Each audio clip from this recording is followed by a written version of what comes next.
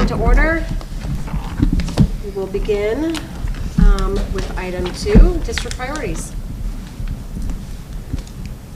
Good afternoon, and you do each have a microphone. It will pick you up where it's at, so you do not need to pass them, so it should be able to pick up your voice where you're at this afternoon here. This afternoon's board work session, we have, and it will go through to update you on program changes that we have throughout the district to make sure that you are aware of some of those, and Dr. Boyson will lead us through that process. And really the program changes are to make sure that we're taking care of each one of the buildings and the resources that we have at those buildings while accommodating the needs of our students and families, obviously. And so she will go through that process of what we're looking at so that you do know and have that updated information. That's truly an informational session. The second part of 3 things that we'll be going through today is some suggested or recommended boundary changes that will come to you. And part of that we will go through and look at, and Mr. Morrison will take us through that process. And that truly is going to be looking at some of the areas where there's been just some very significant and rapid growth. The number of permits was at a record high this last year through the city of Sioux Falls, especially as they go through and look at that multifamily housing, apartment complexes, things of that nature, and that does impact some of our districts significantly. And so we will go through and bring forward to you a recommendation that way for you to consider and have conversation on. And then the third will be just looking at some future plans. As we know, we have an elementary coming online in a couple years, and some other programs will need some accommodations and possible changes in boundaries and how we accommodate those programs. But just looking out into some of the future years to give you a heads up, and then when we'll have forward to you a plan or proposal of how those next steps will take place as well. So we'll start out this afternoon with the first step on that, and the first step will be program changes to make sure that you're aware of those. All right, good afternoon. I'm going to take you through those programming changes as we look at buildings in and across the Sioux Falls School District. One thing that we wanted to do was minimize the number of programs at any one building. And so we have 2 elementaries that currently have the RISE program, which serves students with significant needs, the English Language Learner program, and then the Early Childhood program. Is that both? Okay. Thank you. So we're going to look at those programs, and we have worked with the administrator for the Early Childhood program, Elizabeth Jenhengary, and her team to look at the early childhood programs at SBA, or at Terry Redlin, and at SBA, and how can we accommodate that move. So the 2 early childhood classrooms at SBA will move to Lowell for next year, and those programs were there a couple years ago, got moved to Susan B. Anthony, and then now they're going to go back to Lowell, and again, she's communicated that with those staff. And Terry Redlin has RISE, EL, and early childhood also, and so we're going to move the 3 early childhood classrooms from Terry Redlin. And Elizabeth and her team have really looked at the boundaries of the early childhood and redefined some of those lines, but we're opening 3 early childhood classrooms for the fall of '23 at the Learning Lab. And so those classrooms will move out there. And that will reduce the early childhood out of SBA and Terry Redlin. And then again, looking at program capacity with the RISE program, we are moving each one of those buildings that has RISE, currently SBA, JFK, and Terry Redlin are our RISE sites for the elementary, and they're large programs, 3 or 4 classrooms in each one of those. So how do we look at students and their home attendance centers, and if there's a significant group of students from one HAC, can we move them back to their home attendance center?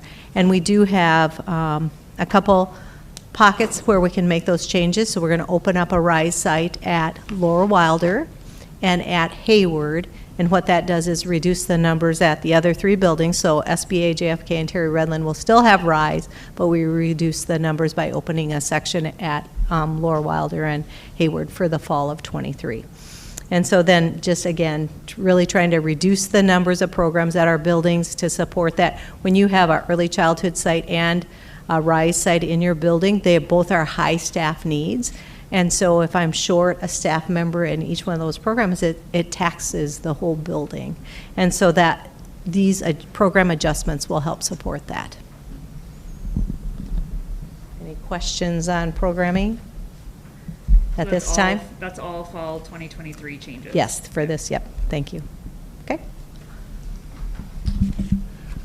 All right, so we're going to look at some proposed boundary changes, and the team has been studying this now, and there's really two areas that we're concerned about for this fall, and that would be the rapid growth on the east side and the impact on Rosa Parks, and then the growth on the west side and the impact on Renberg, because currently they're taking a lot of the students on the west side where the new elementary school is going to go. So, and it's not only, I think, the growth, it's a lot of multifamily housing units, right, which brings a different set of density and et cetera. So this is just for reference. In your materials, you have a copy of the current elementary school boundary map, just for reference if you want it somewhere along the way. So we'll kind of take this one step at a time, and we'll look at the east side and what we're looking at there. This is a essentially working with the city. This is what the future growth looks for like on the east side. So you can see that blue line is everything to the left is Sioux Falls School District growth, and everything to the right would be Brandon. And so you can see where Ben Rifle there and Rosa Parks sits there. And so that's, you know, essentially a lot of growth in both districts coming on the east side.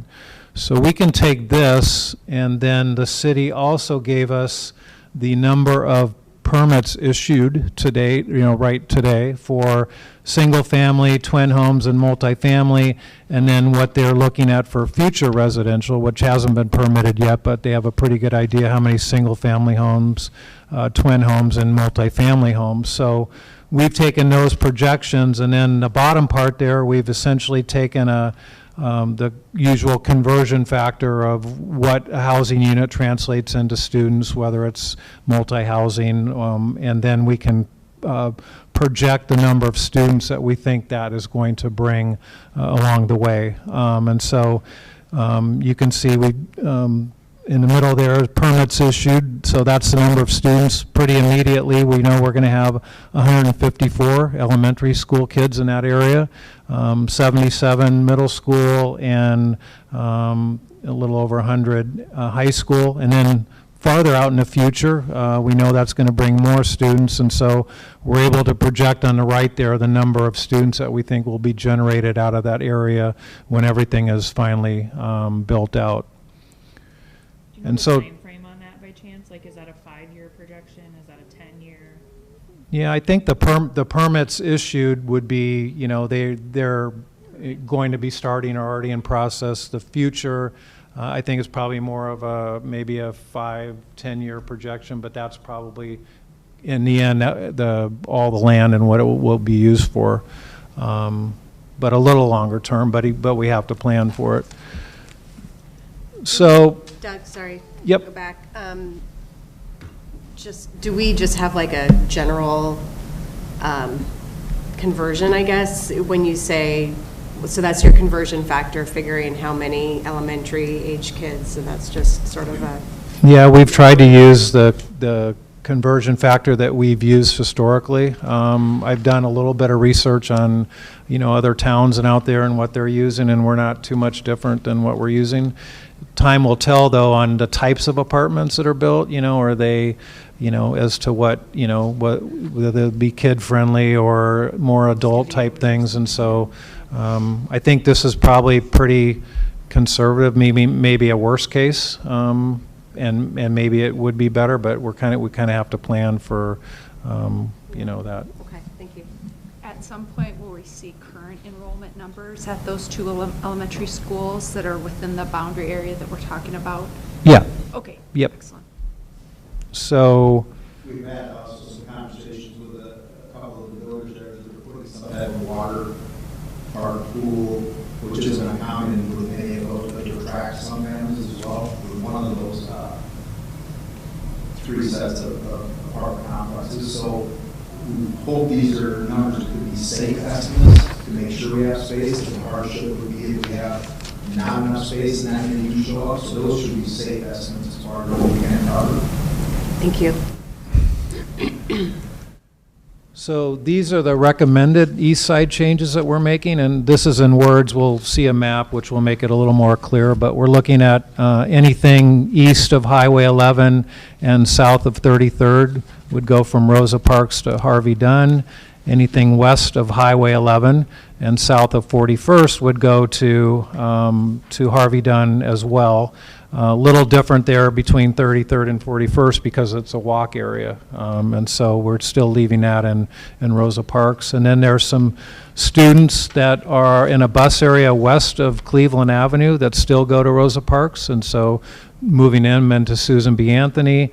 And then there's a northern square that kind of sits at the top of Rosa Parks that we're proposing to move to Annie Sullivan. And we looked at that area back when we did, boundaries for the middle school and high school, but at the time it wasn't crucial to move it, so we kind of waited.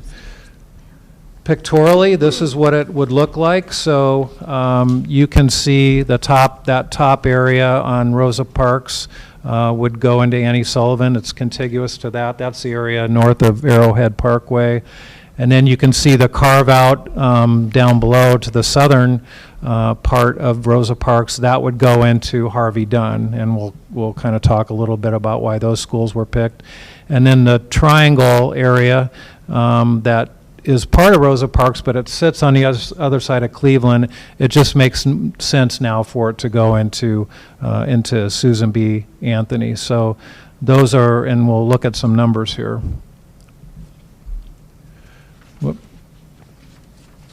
So when we looked at the school capacities for all the contiguous schools, and we noticed obviously Rosa Parks is already over capacity. Annie Sullivan has a little bit of room. Cleveland has room. Harvey Dunn has room. Susan B. Anthony currently doesn't have room, but we're moving Rise room, 2 early childhood rooms, and 2 junior kindergarten rooms. So that will free up space, so they'll be able to take additional room. And of course, John Harris is full, so that wasn't an option for us. And then on the right side, you can see. So negative means overcapacity. This is seats available, basically. Okay, I just wanted to read it correctly. Yeah. So. And then on the right side, you can see the number of students that would be impacted today, right, that are in those areas. So we're figuring about 43 of the students would be moved to Harvey Dunn. 56 students would move out of Rosa Parks into SBA. Now, it may be a little different because 5th graders, of course, will roll off and you'll have a new set of kindergartners, but this is a pretty good proxy of the number of students that we'd be looking at. And then 45 on the northern part would go to Annie Sullivan. So all in all, we're projecting about 150-ish that would be moved out of Rosa Parks. And then if we go back to this map,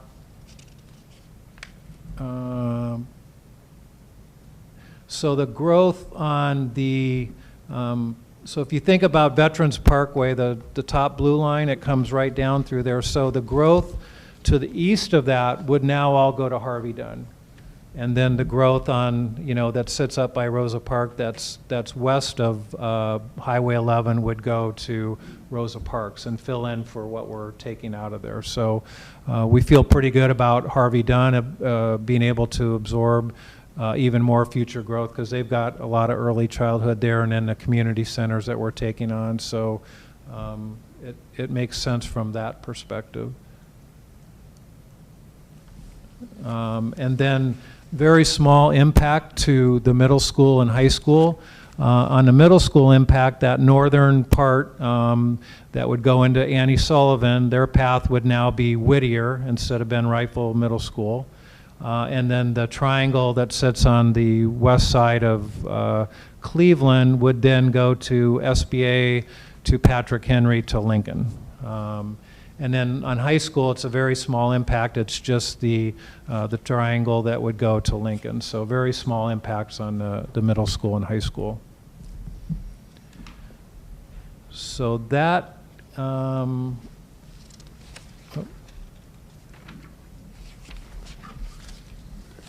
So that's the east side proposal. Moving to the west side. So what we're proposing is to move the southeast corner of the current Renberg boundary into Hawthorne, and we'll kind of lay that out and why that makes the most sense at this point. So you can see the up in the left-hand corner, there's a carve out there, and then on the right-hand side is a little more zoomed-in area of that. But there is a road up there called Tickman Road, and then there's a river that goes all the way down to the bottom border there, and then across to the interstate. So from a natural boundary perspective, it makes the most sense. And we tried a lot of different options, but to get the number of students that we wanted to move, and also students that wouldn't probably in the end be remaining in Renberg. So we didn't want to move them out of Renberg and then back to Renberg. So we're trying to move students that would move to Hawthorne temporarily, but then would go to the new elementary school when it's built in 2 years. So it's more of a temporary thing, and we'll look at some numbers here. Currently, if you look at the contiguous schools, Renberg already over capacity, and they grew by about 58 students this thing. So it's not only it's again the type of housing that's going on in the big apartment complexes as opposed to the single family homes, and that's just accelerated the growth more than we ever thought. Hawthorne, you can see, has the most room of any school. Garfield and Hayward wouldn't have any room to take those kids, so Hawthorne is the natural to be the receiver of those. Those kids are being bused to Renberg today, so they would be, you know, that would be able to be bused into Hawthorne. So I don't know, Todd, is it the same distance or closer to Hawthorne, or? It's a shorter. Shorter, okay. We go out of their way in a rural area, so it's a shorter bus ride. Yeah.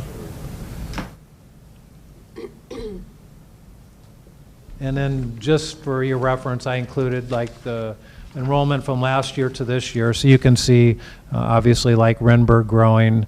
Some of the other things that we're seeing, we're just seeing some of the core schools in the core decreasing, right? So the Hawthorns, the Lowells, right? We're, and losing students to, you know, to this building that's going on in the Beltway, you know, new apartments, people moving from older apartments to newer apartments. So that's accelerated some of the stuff that we didn't expect to see so soon. So that's kind of the plan that we've have outlined to try to alleviate those two, what we see as an immediate need for this fall until we look at boundaries. Can I just verify? Kate and I were talking. So the idea of moving the area of Renberg to Hawthorne is that they wouldn't be moving again, right? They wouldn't then go to, like, we're trying to avoid a double move?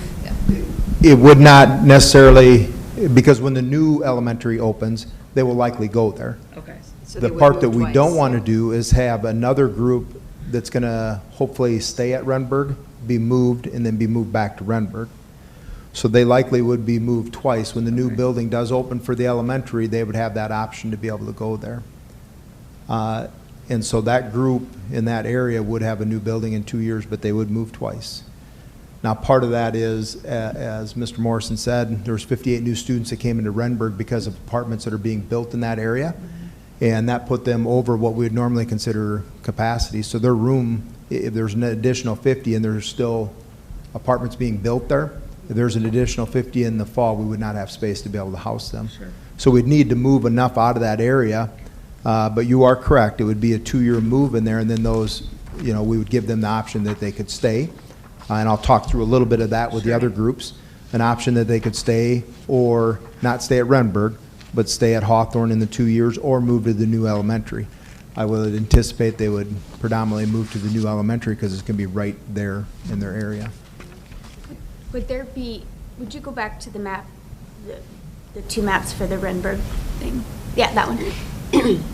What if we did, like, kind of squared off that whole purple so that there would be more, you know, since Hawthorne is so under capacity in Renberg, just so we prevent this in a year or two, say more and more apartments keep coming?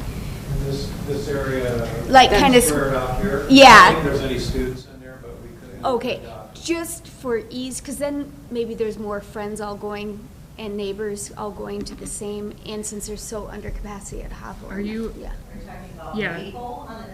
Yeah, you're talking like east or west and north? Yeah, I'll just Cynthia? point. I think she meant. They just did this, so still use the river road, kind of just did this. Because there's, Is there too many kids? there's, at least there's like we run one bus of what, 50-some kids up to Renberg today, so it would pretty much, there's a high concentration of kids in there. Okay.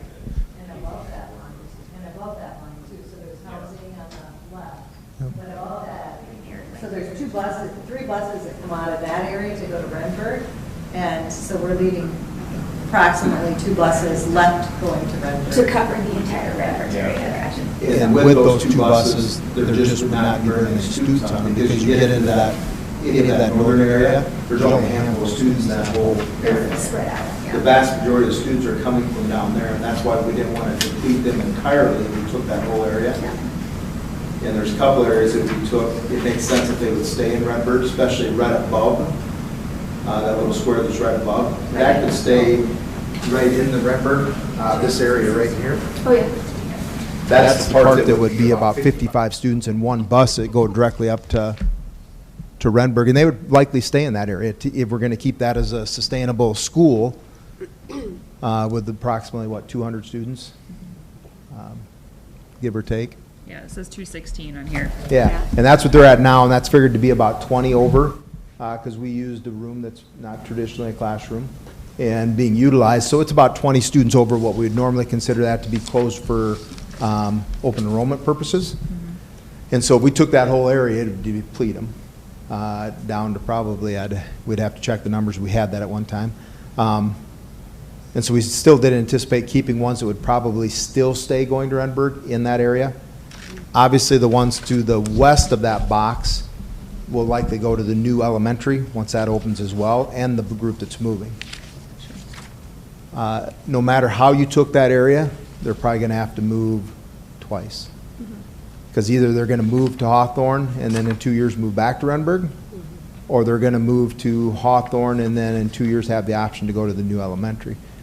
There's not much of a way to cut that up that they wouldn't move twice in that, or have the option to move twice. Can we talk through that then? I know that you were going to touch on that next, right? Yeah, and I'll talk through some options they have. It is going to be a little bit more limited with Renberg because we just don't have space for leeway. Right. But let's talk through a little bit on that in the next part. Jamie, I have a quick Yes. question, because this is a little broader Yep. question. I'm just curious, what was the driving force in moving a school to the west side as opposed to the recommendation that came out of the task force for the elementary school to be on the east side based upon the numbers at that time from Mike Cooper? Yep. There we looked at the short-term growth, the 5 to 10-year growth for the city, those projections, and looking at the numbers of the schools at that point made it clear that the need was on the east side, specifically the southeast side, as opposed to the northwest. The bond didn't The say that. longer numbers, growth looked to be on the northwest side. So Yeah. I'm just wondering what some of those. I can answer that to a driving point, and forces others were. may even answer further. Right now, space-wise, Harvey Dunn traditionally has been a full school, but because of movement, just continues to move out a little bit. We have a significant amount of space available at Harvey Dunn that we can accommodate those students without having to build new right now, so that we can see what does happen in the next few years. It may be that we do have to build something eventually, but we'd like to look at those numbers first. Same way we have another school, Cleveland, that has significant space available now because people have moved in some of those apartments. So there's 2 schools there. John Harris does not, but those other 2 definitely have space to accommodate about 10 classrooms worth of space right now. Rosa Parks will begin to fill in, but it gives us a little bit more time to be able to see. Now, on the other side, you have multiple schools, the Pettigrews, the JFKs, Discovery, Hayward. that you don't have any open rooms to take to. We'd have to go all the way over to Hawthorne to be able to do that. And as it continues to expand, really you'd have to go back to the center, Hawthorne, to find rooms, which is quite a distance as you start to move out there, comparative to the Harvey Dunn or the Cleveland on the east side. So in the short term, maybe we have to at some point in time, maybe. Right now, we can accommodate it by using the space that we do have available in very good schools, but to be able to make that more used there compared to the west side, where anything in that immediate area is going to have some relief, because you know there's some room to accommodate right now for some of those elementaries, but it isn't going to be very long before we need those.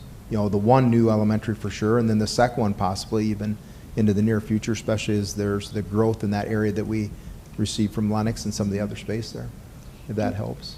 And I believe in the bond, it did say northwest quadrant for the high school, southeast for the middle school, and it was left open in the actual bond for the elementary based upon, since we knew it was going to be a few years on that. We were looking at growth back then, but now things obviously have changed, so that left us some flexibility. And it's helped us immensely to be able to see how these permits are coming in, because even in a meeting yesterday with some individuals from the city, the number of permits for the single-family housing is going down, which Sioux Falls has been traditionally, you know, that single-family housing. And they said the number of permits for the apartment complexes, the multi, continues to grow. That the people that are investing the money see that as a place to be able to put that into, and they're being filled very quickly. And so you look on that east side, there's 6 brand new apartment buildings going up that are supposed to open sometime. It keeps getting moved back a little, but sometime within this next 6 months or so, they'll open up. Well, we need to prepare for that side, but we do have the space by moving over that we can keep it fairly comfortable. I was Good, going well, to add, I mean, glad we're using those Yes. updated numbers. That answers it, Yep. thanks. yeah, I mean, you go up to CTE and Jefferson and you see huge apartment complexes almost being completed. Yeah. So, I mean, we have to, Yeah. And so I'll talk accommodate. through a little bit, and then I'm sure you will have more questions on there. The first part of this, information process. We have, obviously, the board work session today going through that information. We have also talked with the elementary schools that could be impacted. We want to make sure that their staff knew they're having those conversations with them today, and we've talked to those principals, and they're having those conversations. But we also want to make sure, obviously, our families know. We have a letter that is prepared to go to those families of any of those areas that would be impacted. So there would be a notification that would go to them via email, and then a follow-up letter that would be a paper copy, just in case they did not see that in their email for whatever reason. And so we'd get those sent out to them.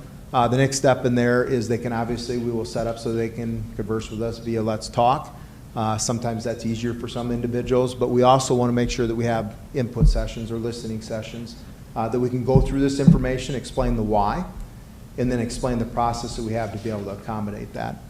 And so there will be one for each one of those schools, one for Annie Sullivan, SBA, Harvey Dunn, and Hawthorne, where we'll go through individually with each of those groups and kind of explain it, because each one's impacted just a little bit differently.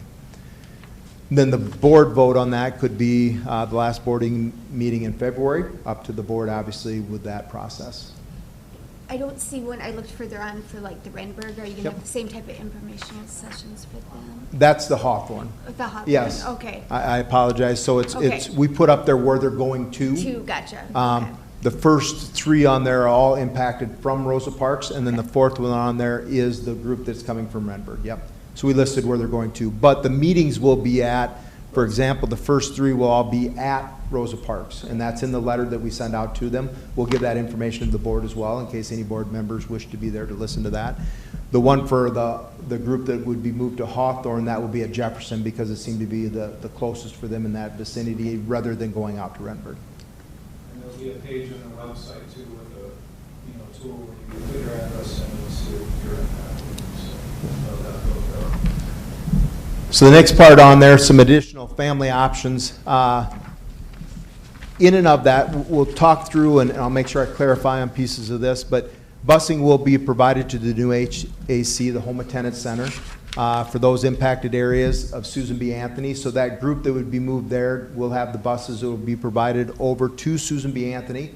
Annie Sullivan is a walk area on there, I do believe, and so that would not have. Harvey Dunn will have. And so the busing areas for those that are impacted on the east side, the busing will go for those that are being moved to Harvey Dunn. The busing will go to those that are being moved to Susan B. Anthony. And the busing will be provided, it will not be provided to the Annie Sullivan because it's a walk area.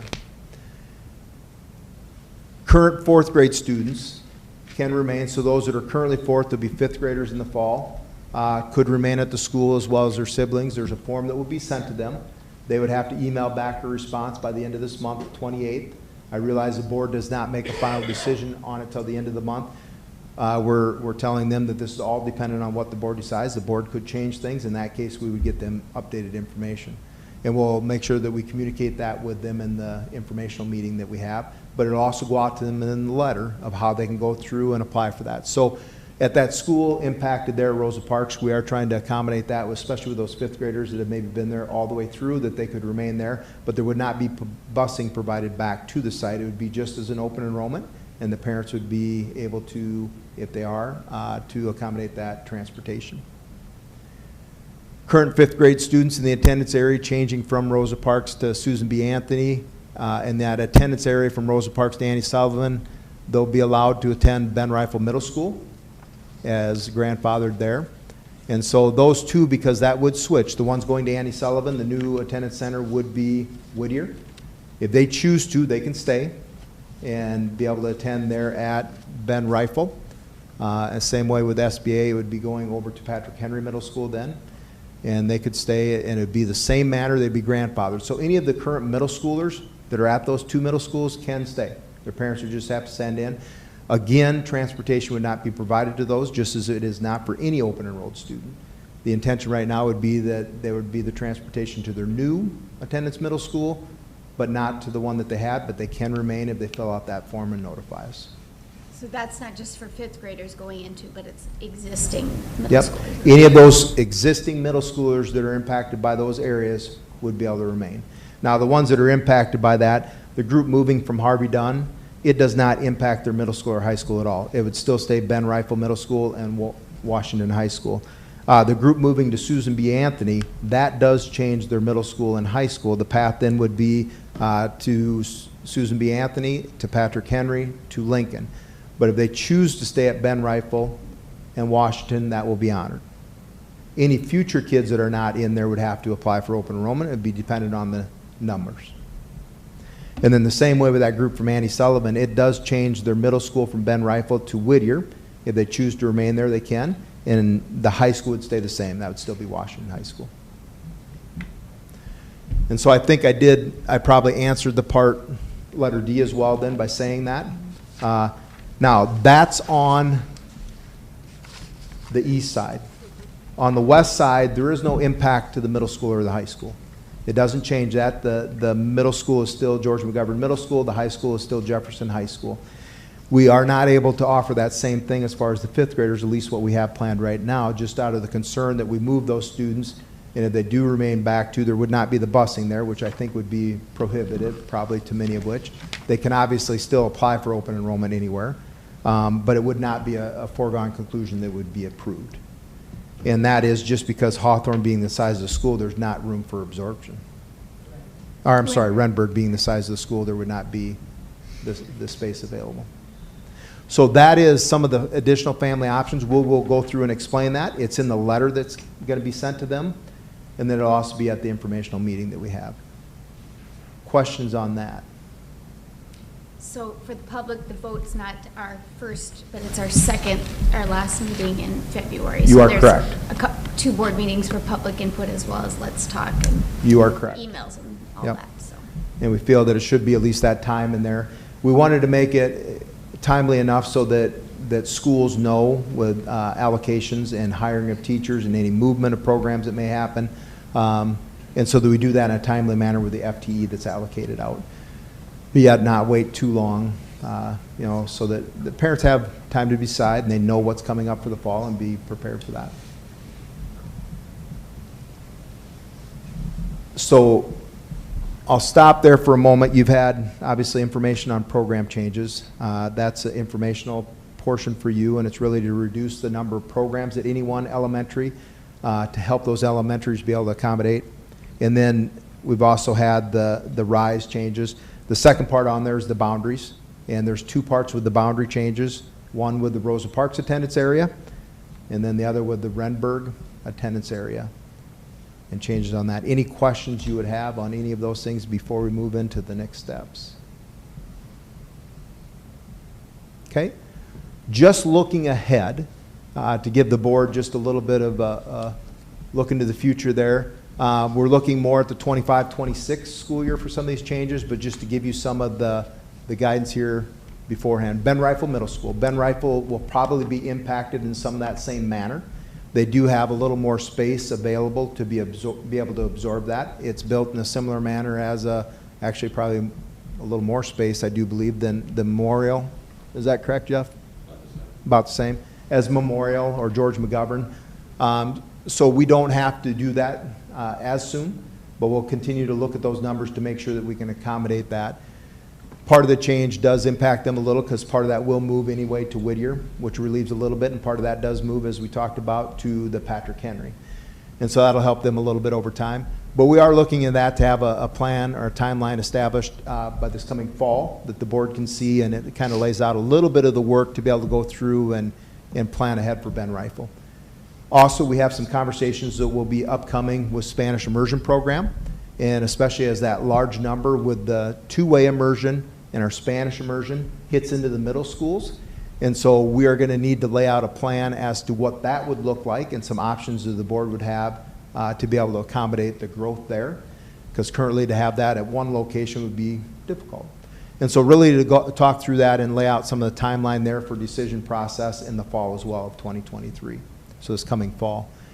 It does not mean it'll be decided then. It means that the plan will be laid out then as far as the timeline to be able to make those decisions. And then the same way, we do have the new elementary that'll be opening in the for the 25-26 school year, and we'll have to go through that same process again of laying out what would those boundaries look like and the timeline and the process for that to be able to allow for public input. And then if there is anything else that may be impacted as we see the growth around and any new lands that we may have or new apartments or places that go up that way, to be able to accommodate some of that growth. We'd try to look at that by the fall of 2023 as well to lay that out for the board. So that's just looking ahead at some of the potential boundary changes and a timeline that we'd expect to be able to get that information to the board. Questions on that? It's because the current two-way, are they third graders? Third graders, I'm Yeah. sorry. Yep. So next 2025, they enter the middle school. So by next spring, Correct. yeah, Correct. we need to know. That they'll have 1 year in advance of knowing. Yeah. Right. Couple of questions. For schools on the east side, I guess west side too, but do we have any opportunities? I know Rosa Parks, when my kids were there, they built on additional classrooms, and I think that was it, right? There's not additional land or additional opportunity to build on to Rosa Parks if classrooms were needed. Is that a fair statement? You could probably get a few classrooms on. Okay. Okay. And then what about, I know we added a bunch onto Harvey Dunn in the last few years, and those were really mostly like early childhood, I think, rooms.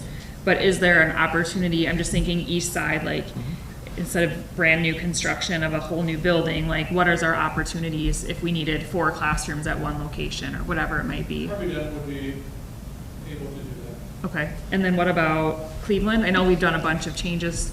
And Cleveland starts in general with more problem. Okay. We put that addition on, we gave a few extra classrooms this last year. Kind of landlocked. Yeah. We really start stretching that site. Okay. Like, the And other two, Annie Sullivan at all? that's probably to his back. Okay. I'm just thinking like the ones that are kind of closest to the edge where things might be growing, how, is there an opportunity? And then what about the west side? You know, we've got Discovery, which I know it's already bigger than Should be. some. Yeah. So I don't know that we'd go there, but what about Pettigrew? Pettigrew is Quite large as well. It's Sorry. like it's Yeah. over 800 Okay. students. JFK. It's pretty JFK. locked. JFK, we have plenty of. You could add if needed. And then Hayward. It's kind of a, Hayward is probably pretty tight. Yeah. Once they develop that park, but I'm guessing if we needed to do. Push something, came to shove, you work could- with the park department Okay, and develop how we do this. okay. And right now, Robert Frost is quite under capacity, isn't it? So Yep. we could also shift Yep. some central. So there's some other stuff. Yeah. schools in there Sure. that, you know, you try to, if there's some slight changes in those boundaries, that just shift it across. Some of those things could be done. One other thing, and some of those schools that you mentioned with the community center, and some of those with the new agreements that we'll have, some of that space may be utilized during the day as well, especially for like the band and orchestra, which does free up space in the remaining part of the building. So it may help to alleviate some of those concerns as well. Sure. To allow us to continue to see where does that shift come from. And I think, you know, part of this, people go through and look at it and say, wow, that's a lot of new students. Well, it's not all new students, it's movement of students. And so as we see some of our schools in different locations, they're reducing in some of the number of students because people are moving to some of the newer apartments or newer whatever it may be. And so we really need to just accommodate, maybe just change some of those boundaries to be able to pull that back in again.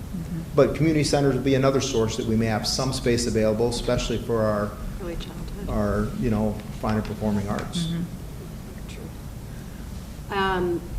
I know we've been in communication with the city and working closely with them, you know, as we look at this.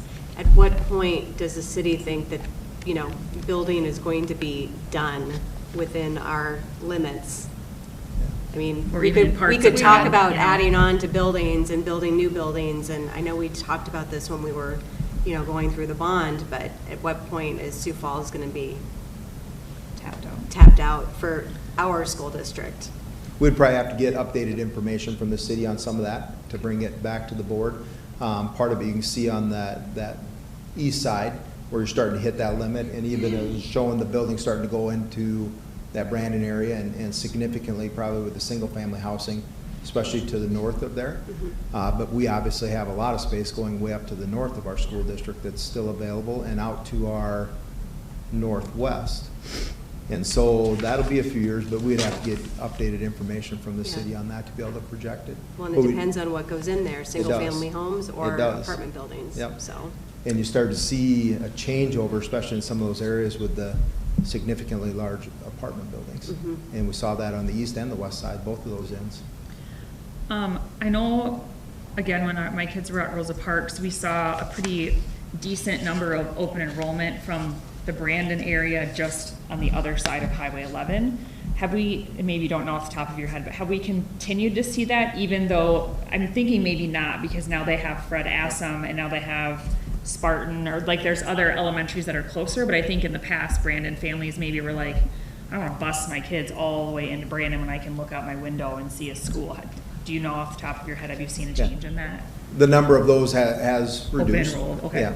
Yeah, coming into there, because we did check those numbers with the Rosa Parks and Ben Rifle with the number of open enrollments. And you're right, because of the building of some schools right along that edge.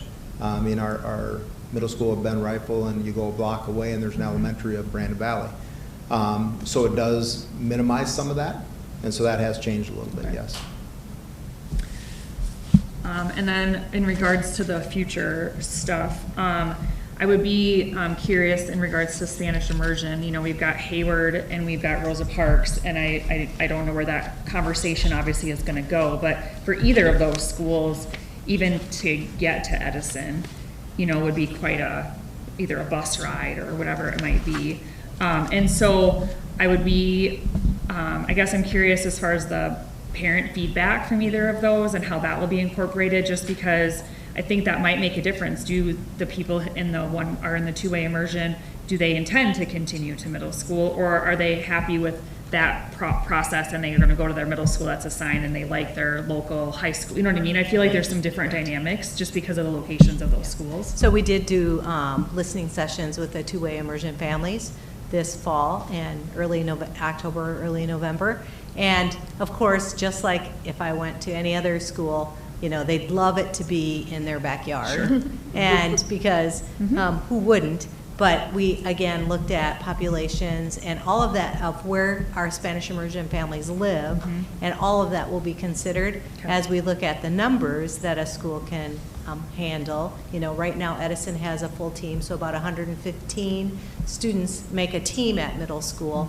And so we know we can't funnel all of our Spanish immersion, our students in the Spanish immersion program into one, because that would just override one middle school.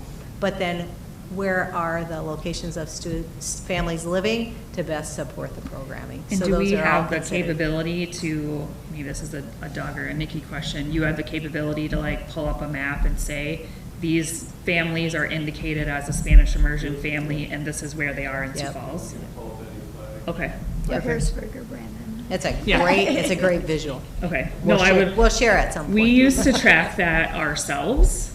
And so, I mean, we had it by zip code, like where Oh, everybody sure. lived. And so we could kind of see that. It's been years Yeah, ago when right. it was a lot smaller. But obviously when it was Rosa Parks, it was really concentrated into that east side because that was convenient. And so we saw it shift when it went to Robert Frost. And you always had the outliers, you know, Right. but when you're looking at making decisions, it's for the greatest number of people. So I get that, but okay. Okay. Thank you. You'll definitely see some of those things when we start to roll out some of that timeline, so you can see it. And it's a dot on a map that shows every one, so. Cool, thank you. Thank you. Lots of exciting work ahead. Yeah. Yes, there is. And we have that information ready to go out, so parents will be informed via email before the end of this week, and then a paper letter will follow that very shortly into their mailboxes. Any other questions on those topics? Lots of things to consider. Yes. Thanks for all the work that you all put into it, a lot of different angles and Nice work. algorithms to look at and think about, so. it's- And if there's other information you would like, obviously, we can get that to you, but the intent would be to bring that back to the board at the end of February, at the last board Our second meeting in board meeting. February. Yep, for approval. It'll give people opportunity then to speak to the board if they choose to, and to be able to go through and have that input. And that is February 27th for our audience. Or they can come on the 13th. Yep. Well, yeah, Yeah, input. we'll vote, yeah. But we'll vote on the 27th. And then they will also input, obviously, at those input sessions and the listening sessions. Mhm. Let's talk. Let's talk. Anything else then? That is the information we have. Thank you. Okay. You can open it up for public input on the conversation today. Okay. Seeing none. Anything else for the good of the order? Okay, thank you very much for the information. All exciting, and it's always fun to talk about growth, and of course, there comes challenges too, so. Thank you. Thank you. All right, can I get a motion and a second to adjourn, please? So moved. All those in favor signify by saying aye. Aye. Opposed, same sign. We're adjourned. Thank you. We're skipping.